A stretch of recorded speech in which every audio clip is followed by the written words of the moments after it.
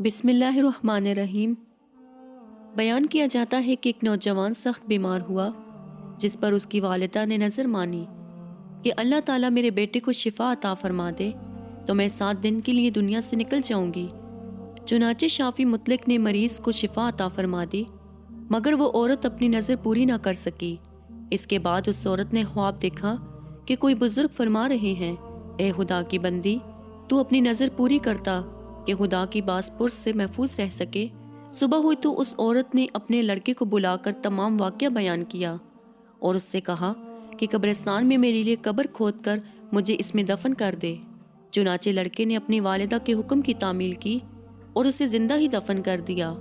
और इस औरत ने कब्र में दुआ की कि ए मेरे परवरदिगार, मैंने अपनी वसत के मुताबिक अपनी नज़र पूरी कर दी, अब तू मुझे कब्र की आफतों से महफूज रख। इतने में क्या देखती है कि उसके सर की जानिब एक रोशनदान है। औरत ने उस रोशनदान में झांका तो एक बाग नजर आया जिसमें 2 औरतें मौजूद थीं, जिन्होंने उस औरत को आवाज़ दी कि बीबी कि हमारे पास चली आ। खुदा की कुदरत से वो रोशनदान कुशादा हो गया और जिससे निकलकर वो औरत बागीचे में उन दोनों औरतों के पास जा पहुंची।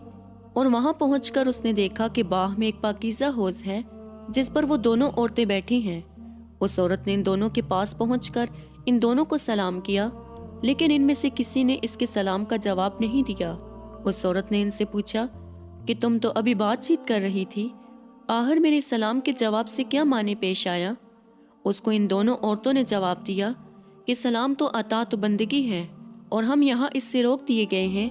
इतने में ये औरत क्या देखती है कि इन दोनों औरतों में से एक के सर पर एक परिंदा अपने बाजुओं से हवा कर रहा है और दूसरी औरत के सर पर एक परिंदा अपनी चोंच मार रहा है।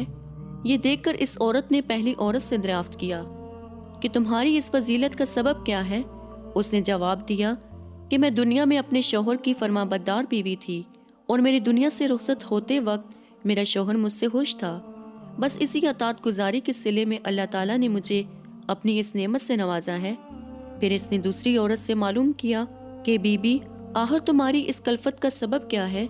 तो उसने बताया कि मैं थी तो नेक बख्त, मगर शोहर की फरमाबरदार न थी और मेरे दुनिया से रुखसत होते वक्त मेरा शोहर मुझसे नाखुश था, लिहाजा मेरी नेक बख्ती का सिला अल्लाह ताला ने मुझे ये बाग अता फरमाया।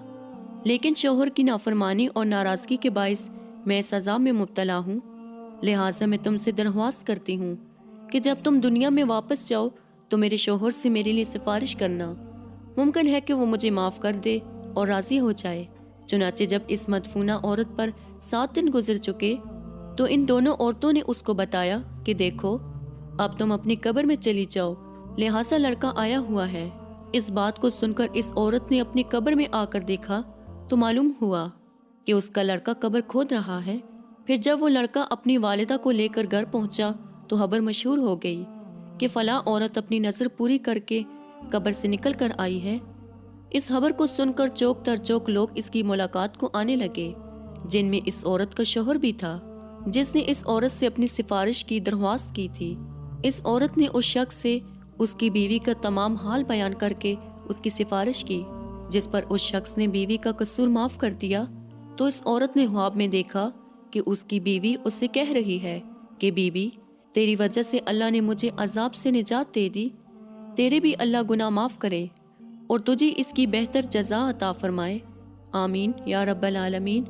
उम्मीद करती हूँ कि आपको आज की वीडियो पसंद आई होगी।